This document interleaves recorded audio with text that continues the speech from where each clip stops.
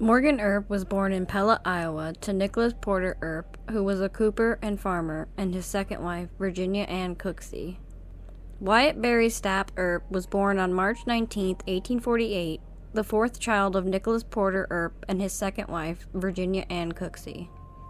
Wyatt had 7 full siblings: James, Virgil, Martha, Morgan, Warren, Virginia, and Adelia, and an elder half-brother, Newton, from his father's first marriage. In March of 1849 or early 1850, Nicholas Earp joined about 100 other people planning to relocate to San Bernardino County, California, with the intention of buying farmland. About 150 miles west of Monmouth, their daughter Martha became ill. The family stopped, and Nicholas bought a new 160-acre farm 7 miles north of Pella, Iowa. Martha died there on May 26, 1856. Nicholas and Virginia's last child, Adelia, was born in June of 1861 in Pella. Newton, James, and Virgil joined the Union Army on November 11, 1861. With their father busy recruiting and drilling local companies, Wyatt and his younger brothers, Morgan and Warren, were left to tend 80 acres of corn. Wyatt, only 13 years old and too young to enlist, repeatedly tried to run away to join the army, but each time his father found him and brought him home. James was severely wounded in Fredericktown, Missouri, and returned home in the summer of 1863. Newton and Virgil fought in several battles in Missouri, Mississippi, and Tennessee before later following the family to California. James and Morgan shared a close bond, united by a desire for adventure and a mutual dislike of farming. As teenagers, Morgan followed James to Montana for a couple of years before joining Wyatt on the western frontier. In the spring of 1868, their father, Nicholas Porter Earp, along with siblings Jeannie, Warren, and Adelia, returned to the Midwest, settling in Lamar, Missouri, where Nicholas became the local constable. By November 17, 1869, Nicholas resigned to become Justice of the Peace, and Wyatt took over as constable. In early 1870, Wyatt married Urilla Sutherland, but she tragically passed away later that year, shortly before giving birth. Following her death, Wyatt, James, Virgil, and Morgan got into a 20-minute street fight with Urilla's brothers and other relatives, allegedly over bootlegging activities involving both families. Between 1871 and 1877, Morgan met Louisa Alice Houston, daughter of H. Samuel Houston and Elizabeth Waddell. Louisa, born on January 24, 1855, was the second eldest of 12 children.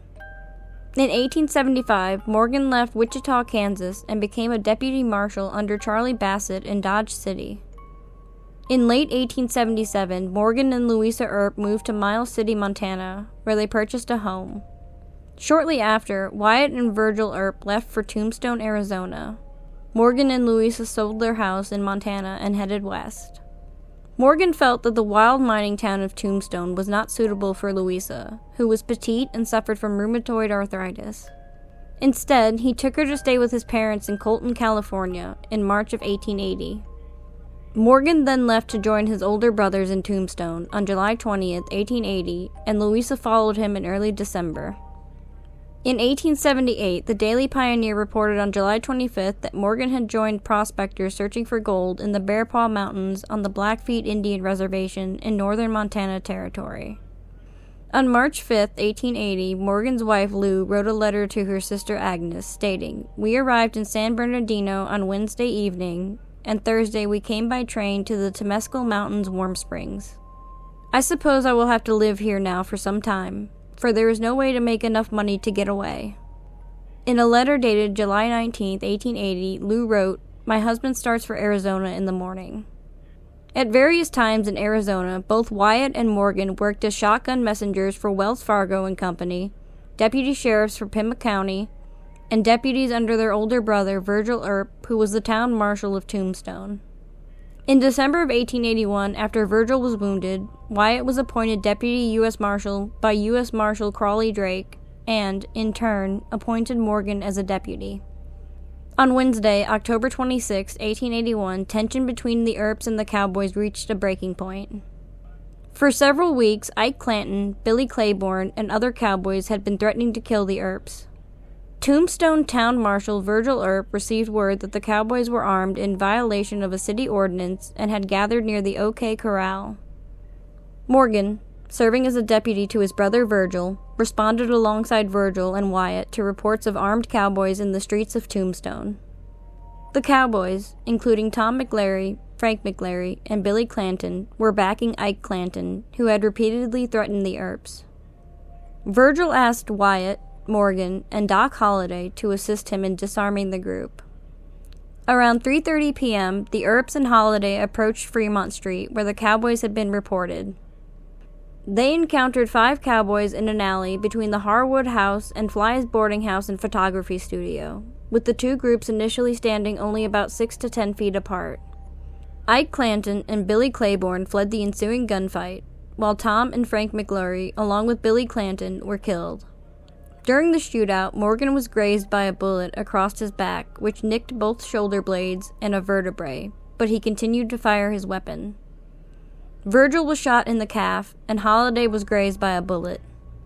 For safety, the Earp brothers moved into the Cosmopolitan Hotel and hired several men to help protect their family. 2 months after the gunfight at the OK Corral in December of 1881, Virgil Earp was seriously wounded in an assassination attempt that left him with a permanently crippled left arm. By February of 1882, Morgan became increasingly concerned about the danger they faced in Tombstone, and sent his wife to live with his parents in Colton, California. Despite the risks, Morgan stayed in Tombstone to support his brothers. At 10:50 p.m. on Saturday, March 18, 1882, Morgan Earp was ambushed after returning from a musical at Krystlynn Hall. He was playing a late round of billiards at the Campbell and Hatch Billiard Parlor with owner Bob Hatch. Dan Tipton, Sherman McMaster, and Wyatt Earp were present, having received threats earlier that day. The assailant shot Morgan through the upper half of a 4-paned windowed door, with the bottom 2 panes painted over. The door opened into a dark alley running between Allen and Fremont Streets. Morgan, standing about 10 feet from the door, was hit in the back by a bullet that injured his spine, exiting his front, and entered the thigh of mining foreman George A.B. Berry. Another bullet lodged in the wall near the ceiling above Wyatt's head. Several men rushed into the alley, but the shooter had already fled. After Morgan was shot, his brothers tried to help him stand, but he said, "Don't, I can't stand it. This is the last game of pool I'll ever play." They moved him to the floor near the card room door. Dr. William Miller arrived first, followed by Doctors Matthew and George Goodfellow. Upon examination, Goodfellow, who was recognized as the nation's leading expert in treating abdominal gunshot wounds, determined that Morgan's injuries were fatal. Goodfellow described Morgan's wounds as follows. He was in a state of collapse resulting from a gunshot wound. The bullet entered the body just to the left of the spinal column, near the left kidney, and exited on the right side in the region of the gallbladder. It certainly injured the major blood vessels, causing hemorrhage, which undoubtedly led to death. The bullet also passed through the left kidney and the loin. The family, Wyatt, Virgil, James, Allie, and Bessie, gathered around Morgan. His wife Louisa was in Colton with his parents, and Warren Earp was out of town. Morgan died less than an hour after he was shot. After Morgan's death, he was laid out in a blue suit belonging to Doc Holliday, and his family held his funeral at the Cosmopolitan Hotel. Wyatt Earp learned that Frank Stillwell and others were lying in wait for them in Tucson. To ensure their safety, Wyatt assembled several deputies to guard Virgil, Maddie, Allie, and James. The next day, the Earps transported Morgan's body by wagon to Benson, and then hired another wagon to reach the New Mexico and Arizona Railroad station in Contention. From there, they caught a train to Tucson. While waiting for the next train in Tucson, they spotted Stillwell, apparently lying in wait, and killed him.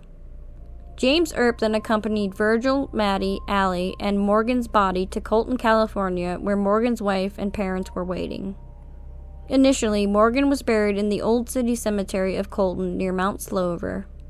In 1892, when the cemetery was relocated, his body was moved to Hermosa Cemetery in Colton. Wyatt Earp eventually concluded that he could not rely on the court system for justice and decided to take matters into his own hands. He believed that the only way to address the attacks on Virgil and the murder of Morgan was to find and kill the cowboys responsible. Wyatt gathered a band of loyal men, deputized them, and rode out to seek retribution. Unbeknownst to Wyatt, 3 of the cowboys he was seeking were already in Behan's jail. After the coroner's jury concluded, Pete Spence immediately turned himself in and was protected in Behan's jail. On the day of the inquest, 2 Behan's deputy sheriffs arrested 2 other suspects for unrelated reasons. Cochise County Deputy Sheriff William Bell brought Indian Charlie from Charleston and placed him in the Tombstone Jail for shooting a man in Charleston. Separately, Cochise County Deputy Sheriff Frank Hereford arrested John Doe Freeze. All were later released. Wyatt then assembled and deputized a federal posse to track down others responsible for shooting Virgil and killing Morgan. During the Earp Vendetta ride, the posse discovered Pete Spence was already in jail, so they killed Florentino Cruz, identified by Pete Spence's wife as participating in the ambush on Virgil. They also encountered Curly Bill Brocious at a spring, and Wyatt killed him with a single shotgun blast. In the same gunfight, Wyatt shot Johnny Barnes, who died soon after. Wyatt and his brothers were unable to apprehend or kill the remaining suspects involved in Morgan's death.